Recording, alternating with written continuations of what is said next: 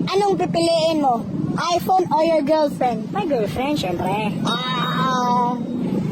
iPhone plus 100,000 or your girlfriend? My girlfriend, syempre. Bakit? Kasi siya yung nandun, yung wala-wala ako. Marlo, may tanong na ako. Tanong na naman yan. Ano tatanong mo? Natanong lang ako. Bakit ba? May tinatago ka ba? Ano tatanong mo? Sige. Anong mas gusto mong piliin? Ako, bagong iPhone. Siyempre, bagong iPhone. Bakit bagong iPhone? Pwede naman ako. Agad sagot mo ako. Siyempre, upgrade sila na yung cellphone ko. Kaya naman kita bilhin ng cellphone na, ng iPhone na.